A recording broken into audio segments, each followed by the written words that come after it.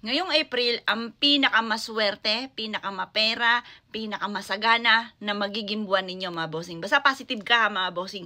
Kapag ginawa nyo po ito, kailangan may 100% kang paniniwala at maging positibo ka na at ganoon din lalo mo sisipagan. At ito po mga boss, mapapasin nyo yung pagiging masipag kasi hindi pugit masipag, matyaga ka.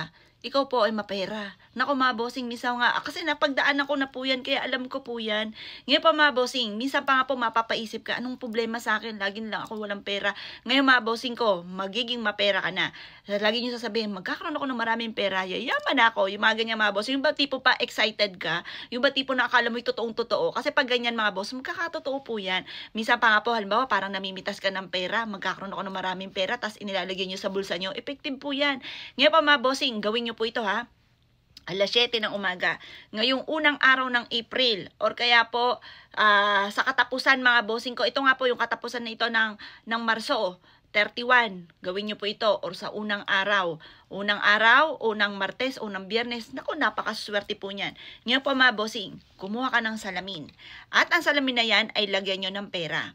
Mainam po 1,000 or kaya po 50 pesos. Kasi ang 50 or kaya 20. Kasi unang-una ganito. Ang 50, kulay pula. Ang pula, nagtatawag ng swerte, nagtataboy ng malas. Ang kulay dilaw naman, sumisimbolo po yan ng kasaganahan. Ang 1,000, ang pinakamataas naman ng antas ng pera. Yan po yung mga nag-a-attract ng pera mga bossing. Or kaya violet, pwede naman yung violet. Kasi yung violet mga bossing ko, for anti-stress.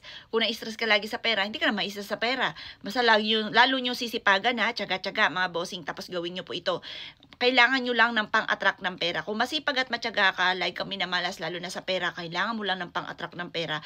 Kagaya nitong pinapakita kong ito. Ngayon mga boss, idikit nyo yan sa salamin. Kahit anong salamin na meron po kayo. At pagkatapos mga bossing ko, itapat nyo ito sa may silangan. Kailangan sa silangan.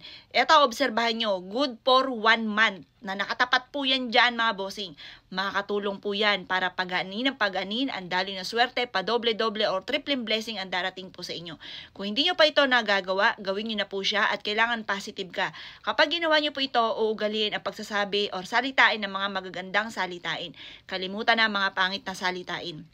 Makakatulong po ito para ang pera nyo ay dumoble or kaya matriple or maging magaan yung daloy na swerte. Minsan kasi mga bossing, kahit anong gawin natin, kayod ay saulat wala. Ito po para may patutungan ng pagiging masipag at matyaga, mainam meron kayong ganito. At pag ikay nakagawa na ng ganito, sa umaga nyo to gagawin, tapos sabihin nyo, magkakaroon ako ng maraming pera, hindi na ako maubusan ng pera, maraming pera ang darating sa akin. Ganon mga bossing.